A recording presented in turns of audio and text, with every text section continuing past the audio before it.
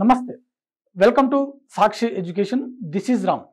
Railway ఉద్యోగాలకు prepare అవుతున్నటువంటి అభ్యర్థులు ఎవరైతే ఉన్నారో, ముఖ్యంగా గ్రూప్ డీకి సంబంధించినటువంటి ఎగ్జామ్స్ అనమాట. మనకు ఈరోజు ఎగ్జామ్ డేట్ సంబంధించిన అంటే గ్రూప్ డీకి సంబంధించినటువంటి ఎగ్జామ్ యొక్క రీషెడ్యూల్ అనేది రిలీజ్ అవ్వడం జరిగింది. నవంబర్ 27 నుంచి జనవరి 16 వరకు మనకు ఈ ఎగ్జామ్స్ అనేది జరుగుతాయని చెప్పి అఫీషియల్గా ఆర్ఆర్బీ అనేది అనౌన్స్ చేయడం జరిగింది.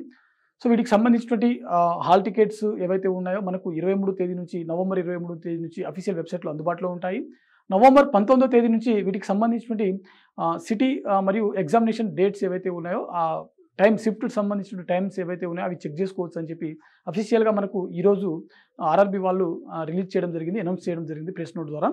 సో ఇందులో మనకు ఈ వీడియోలో ప్రధానంగా మనము ఈ చివరి 10 రోజులు గ్రూప్ డిపై ఫైనల్ పంచ్ అనమాట. ఒకటే ఒక మాట, గ్రూప్ డిపై ఫైనల్ పంచ్ చివరి 10 రోజులు ఏం చేయాలి, మార్కులు పెంచడానికి ఈ 10 days మనం ఏం చేయాలి అనేది మనం ఈ వీడియో చేయడం జరుగుతుంది అనమాట. సో ఎవరైతే సీరియస్ ఆస్పిరెంట్స్ ఉంటారో వారి కోసమే ఈ వీడియో చేయడం జరిగింది. సో ఇక్కడ వచ్చేసరికి మనము ఈ 10 daysలో మనం ఏం చేయాలి, ఏం చేయకూడదు, అంతే సింపుల్ సింగిల్ లైన్. ఈ 10 daysలో మనం ఏం చేయాలి, ఏం చేయకూడదు అనే విషయాల గురించి మాత్రమే మనం డిస్కషన్ చేస్తాము. ఒకటి, మనము ఫస్ట్ ఏం చేయాలనే విషయాల గురించి చూసినట్లయితే అభ్యర్థులు ఫస్ట్ ఈ 10 daysలో పాత ప్రశ్నలపై దృష్టి పెట్టాలి. ఫస్ట్ విషయం ఏంటంటే రోజుకు 3 గంటల నుంచి 4 గంటల వరకు మీరు ఏం చేస్తారంటే మీ యొక్క ప్రిపరేషన్ ఈ రివిజన్ టైంలో ఈ పర్ డే ఇప్పుడు ఉన్నటువంటి 10 days ఏదైతే ఉందో ఈ 10 daysలో పాత ప్రశ్నలు ఏవైతే ఉన్నాయో, ప్రీవియస్ ఇయర్ క్వశ్చన్ పేపర్స్ ఏవైతే ఉన్నాయో వాటిని రోజు 3 hours నుంచి 4 hours వరకు మీరు సాల్వ్ చేయడానికి ప్రయత్నం చేయండి. దీనివల్ల మనకు గతంలో అడిగినటువంటి టాపిక్స్ ఏంటి అనే విషయాలు ఒకసారి తెలిసేటువంటి ప్రయత్నం ఉంటుంది. గతంలో మీరు ప్రాక్టీస్ చేసి ఉంటారు, టెస్ట్ సిరీస్ రాసి ఉంటారు. సో వాటికి సంబంధించినటువంటి కూడా మీరు వీలైతే ప్రాక్టీస్ చేయడానికి ప్రయత్నం చేయండి. మొత్తం కాదు, జస్ట్ 3 hours నుంచి 4 hours అవి కూడా ప్రీవియస్ ఇయర్ క్వశ్చన్స్ పేపర్స్ మీద మీరు ఫోకస్ చేసినట్లయితే ఏ టాపిక్ల నుంచి ఎక్కువ క్వశ్చన్స్ వస్తున్నాయనేది మీకు తెలిసేటువంటి అవకాశం ఉంటుంది. సో ఇదొకటి. సెకండ్ ఏంటంటే అతిగా మార్క్ టెస్టులు అసలు వద్దు. సో ఇప్పుడు ఎగ్జామ్ 10 రోజులే ఉంది కాబట్టి ఇప్పుడు హడావిడిగా ఏదో మార్క్ టెస్టులు రాసేద్దామనే ఉద్దేశంతో రోజుకు 1, 2 ఇట్లా ఒకేసారి మార్కెట్లో దొరికేటువంటి బుక్స్ అని తీసుకొచ్చి ఒకేసారి మీరు 100 టెస్టులు రాసేటువంటి ప్రయత్నం చేయడం, 50 టెస్టులు రాసేటువంటి ప్రయత్నం చేయడం ఇలాంటివి అయితే చేయకండి. ఎందుకంటే ఈ టైంలో అసలు మార్క్ టెస్టులు అనేది రాయకపోవడమే బెటర్. కాకపోతే ఏంటంటే ఒకవేళ రాసినా కానీ అది ప్రీవియస్ ఇయర్ క్వశ్చన్ పేపర్సే ఉంటే అది కూడా బాగుంటుంది అనేది నా యొక్క ఒపీనియన్. సో దీనివల్ల మీరు ఎక్కువగా దానికి టైం కేటాయించకుండా కొంతవరకు మీరు మిగిలిన సబ్జెక్ట్స్ ఏవైతే ఉంటాయో అవి రివిజన్ చేసుకోవడానికి మీకు సమయం దొరుకుతుంది. సో టెన్షన్స్ అనేది కొంచెం తగ్గేటువంటి అవకాశం ఉంటుంది. 3 to 4 hours మాత్రమే, అది కూడా ప్రీవియస్ ఇయర్ క్వశ్చన్ పేపర్స్ ఏవైతే ఉంటాయో వాటిని ప్రాక్టీస్ చేసేటువంటి ప్రయత్నం చేయండి. అదేవిధంగా నిద్రను నిర్లక్ష్యం చేయొద్దు. సో మనకి ఎగ్జామ్స్ అనేది 10 రోజుల్లోనే స్టార్ట్ అవుతుంది కాబట్టి అభ్యర్థులు వీలైనంత వరకు నిద్ర మీద ఫోకస్ చేయండి. కనీసం పర్ డే 7.5 hours నుంచి 8 hours వరకు నిద్రపోవడానికి ప్రయత్నం చేయండి. ఎందుకనంటే డే మొత్తం మీ మైండ్ యాక్టివ్గా ఉండాలంటే కంపల్సరీగా మీరు రోజు మొత్తం ఎన్నో టాపిక్స్ ఇప్పుడు రివిజన్ చేయాల్సి ఉంటుంది చివరి 10 days కాబట్టి. సో రివిజన్ అతిగా చేయాలనంటే మైండ్ అనేది స్టేబుల్గా ఉండాలి. సో స్టేబుల్గా ఉండాలనంటే, యాక్టివ్గా ఉండాలంటే ఖచ్చితంగా మీరు మైండ్కి రెస్ట్ అనేది కావాలి. ఆ రెస్ట్ అనేది నిద్ర ద్వారా మాత్రమే దొరుకుతుంది. సో పర్ డే కనీసం 7.5 నుంచి 8 hours వరకు పడుకోవడానికి ప్రయత్నం చేయండి. సో కొంతమంది పర్ డేకి 2 times అంటే పర్ డేకి 2 times పడుకునేటువంటి ప్రయత్నం చేస్తారు. అంటే నైట్ ఒక 4 గంటలు, పొద్దున ఒక 2 నుంచి 4 గంటలు పడుకోవడానికి ప్రయత్నం చేస్తారు. సో మీకు గతంలో అలవాటు ఉంటే ఓకే, కాకపోతే కొత్తగా మాత్రం ప్రయత్నం చేయకండి. వీలైనంత వరకు నైట్ పూటనే ఎర్లీగా పడుకొని ఎర్లీగా లేచేటువంటి ప్రయత్నం చేయండి. అది కూడా అట్లీస్ట్ 7.5 నుంచి 8 hours వరకు పడుకోవడానికి ప్రయత్నం చేయండి. సో ఇది నిద్రకు సంబంధించిన విషయం. సో దీనివల్ల మీ యొక్క హెల్త్ అనేది ఎలాంటి డైవర్ట్ అవ్వకుండా స్టేబుల్గా ఉండేటువంటి అవకాశం ఉంటుంది. సో చదువు మీద ఎక్కువ అంటే మీకు అతిగా ఫోకస్ చేయడానికి మీకు మీ బాడీ అనేది సహకరిస్తుంది అనమాట. సో మరో ముఖ్యమైన విషయం, భారీగా చదవవద్దు. ఓకేనా? సో ఏదైనా ప్రతి విషయం ఇప్పుడు మనకు ఈ ఉన్నటువంటి తక్కువ టైం కదా, ఒకేసారి 16 గంటలు 18 గంటలు లేకపోతే 20 గంటలు చదవడానికి ప్రయత్నం చేయకండి. మీరు ఇన్ని రోజులు ఎన్ని గంటలు చదివారో దానికి 1-2 గంటలు పెంచుకోవడానికి మాత్రమే ప్రయత్నం చేయండి. సో దీనివల్ల మీకు ఎలాంటి ఒకేసారి బాడీకి అనేది ఎక్కువ లోడ్ అనేది పడదనమాట. సో బ్రెయిన్ కూడా కొంచెం యాక్టివ్గా పనిచేయడానికి అవకాశం ఉంటుంది. గతంలో మీరు 8 గంటలు చదివేటువంటి ప్రయత్నం చేశారనుకోండి, for example me day schedule ఉంటే ఇప్పుడు మాత్రం 10 గంటల వరకు పెంచుకోండి. ఎందుకంటే గతంలో 8 గంటలు ఉంటే ఇప్పుడు ఒకేసారి 14-15 గంటలకు పెంచుకున్నారనుకోండి, కొంతవరకు మీకు మైండ్ అనేది ఎక్కువ లోడ్ అయ్యేటువంటి అవకాశం ఉంటుంది. సో ఇదొకటి మీరు చేయాల్సినటువంటి విషయం. వీటితో పాటుగా సొంత నోట్స్పై ఆధారపడడం. సో ఇప్పటివరకు మీరు షార్ట్ నోట్స్ ఏవైతే రాసుకున్నారో సో వీలైనంత వరకు ఆ షార్ట్ నోట్స్ ఏవైతే ఉన్నాయో వాటిని రివిజన్ చేసుకోవడానికి ప్రయత్నం చేయండి. ఫిజిక్స్, అదేవిధంగా కెమిస్ట్రీ, అదేవిధంగా అర్థమెటిక్ సంబంధించిన టాపిక్స్ ఏవైతే ఉన్నాయో ఈ ఫార్ములాస్ కావచ్చు, లేకపోతే ఇంపార్టెంట్ బుల్లెట్ పాయింట్స్ కావచ్చు, పాలిటీ సంబంధించినటువంటి ఆర్టికల్స్ కావచ్చు, లేకపోతే షెడ్యూల్స్, లేకపోతే భాగాలు ఏవైతే ఉన్నాయో వీటికి సంబంధించినటువంటి మెయిన్ ఏవైతే ఉన్నాయో బుల్లెట్ పాయింట్స్ అవన్నీ కూడా ఒకసారి రివిజన్ చేసేటువంటి ప్రయత్నం చేయండి. సో వీలైనంత వరకు మీ ఓన్ నోట్స్, ఇన్ని రోజులు తయారు చేసుకున్నటువంటి ఓన్ నోట్స్ ఏవైతే ఉన్నాయో వాటిని రివిజన్ చేసుకోవడానికి ప్రయత్నం చేయండి. కొత్త పుస్తకాలను మీరు చదవకుండా ఉండడం చేయడం బెటర్ అని చెప్పి నేనైతే చెప్పదలుచుకున్నాను.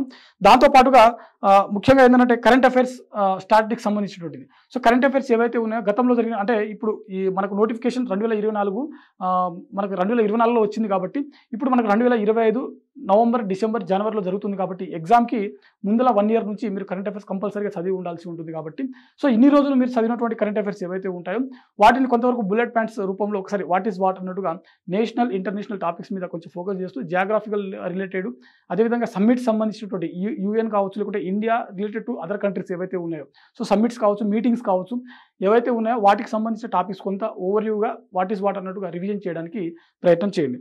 దాంతోపాటుగా సమయపాలనపై సాధన అంటే సమయపాలన సాధన.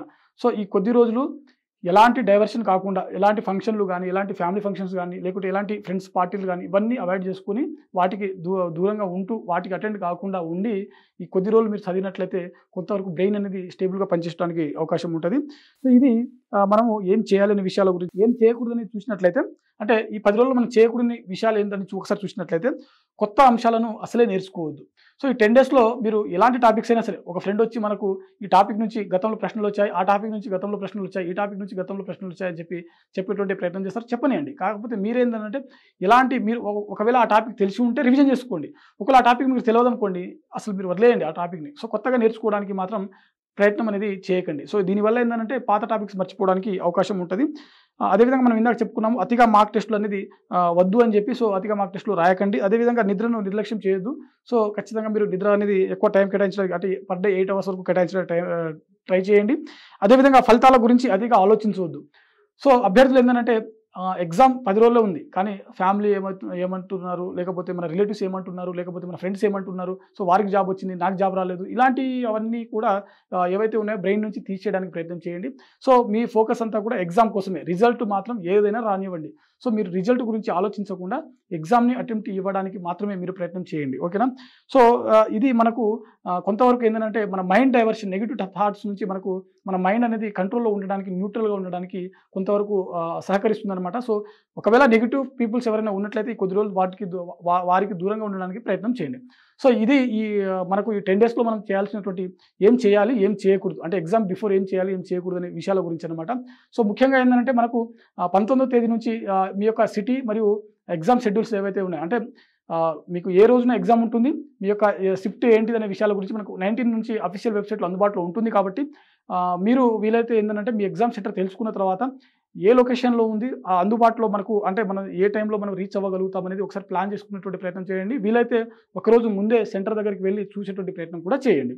అయితే ఇక్కడ అభ్యర్థులు గమనించవలసినటువంటి విషయం ఏంటంటే మనకు సిటీ ఇంటిమేషన్ సంబంధించిన లెటర్ ఏదైతే ఉందో అది ఎగ్జామ్కి 10 రోజుల ముందు మాత్రమే ఇస్తామని చెప్పి గతంలో మనకు మెన్షన్ చేయడం జరిగింది. సో ఓవరాల్గా ఇక్కడ మనకు దాదాపుగా 40 డేస్ వరకు 45 నుంచి 50 డేస్ వరకు మనకు 45 డేస్ ఆల్మోస్ట్ 45 డేస్ వరకు జరుగుతున్నటువంటి ఈ ఎగ్జామ్ షెడ్యూల్ ఏదైతే ఉందో ఒకవేళ జనవరి 10వ తారీఖు రోజు ఎగ్జామ్ ఉన్నటువంటి అభ్యర్థులకు జనవరి 1వ తేదీన సిటీ ఇంటిమేషన్ లెటర్ రావచ్చు, చెప్పలేము. అది క్లారిటీ లేదు. అందరిది ఒకేసారి రిలీజ్ చేస్తాడా లేకపోతే 10 రోజుల ముందే రిలీజ్ చేస్తాడా అనేది క్లారిటీ లేదు. కానీ 10 రోజుల ముందు అయితే ఖచ్చితంగా రిలీజ్ చేస్తాడు. అది ఎట్లా అంటే రేపు 27వ తేదీన జరుగుతున్నటువంటి అభ్యర్థులు రాయబోతున్నటువంటి అభ్యర్థులు ఎవరైతే ఉంటారో వారందరికీ 19వ తేదీన అందుబాటులో ఉంటుంది వెబ్సైట్లో. సో 29వ తేదీ వాళ్ళకు కూడా 19వ తేదీన అందుబాటులో ఉంటుంది. సో అట్లా అయితే ఓకే, అది క్లారిటీ. రిమైనింగ్ అభ్యర్థులందరిది కూడా ముందే రిలీజ్ చేస్తాడు అనేది ఒక క్లారిటీ లేదు. సో కాబట్టి మీరు ఒకరోజు అంటే ఫర్ ఎగ్జాంపుల్ 19 రోజు మీకు సిటీ ఇంటిమేషన్ లెటర్ చూపించకపోతే నెక్స్ట్ రోజు చూసేటువంటి ప్రయత్నం చేయండి. సో ఇలాంటి గాబరా టెన్షన్స్ పడడానికి మీరు ప్రయత్నం చేయకండి. ఓకేనా? సో 10 డేస్ ముందర మాత్రమే మనకు సిటీ ఇంటిమేషన్ లెటర్ అనేది వెబ్సైట్లో అందుబాటులో ఉంటుంది. ఎగ్జామ్కి 4 డేస్ ముందు మాత్రమే మనకు హాల్ టికెట్స్ అనేది అందుబాటులో ఉంటుంది. సో మీకు ఉన్నటువంటి ఎగ్జామ్ డేట్స్ అంటే ఫర్ ఎగ్జాంపుల్ జనవరి 10వ తేదీన మీకు ఎగ్జామ్ ఉంటే జనవరి 6వ తేదీన మీ యొక్క హాల్ టికెట్స్ అనేది అఫీషియల్ వెబ్సైట్లో డౌన్లోడ్ చేసుకోవడానికి అవకాశం అనేది ఉంటుందన్నమాట. సో ఇది ఒకటి అభ్యర్థులు గమనించవలసినటువంటి విషయం. సో ఇది ఇవాల్టి వీడియో. మరిన్ని జాబ్ అప్డేట్స్ కోసం చూస్తూనే ఉండండి Sakshi education. Thanks for watching. Thank you all.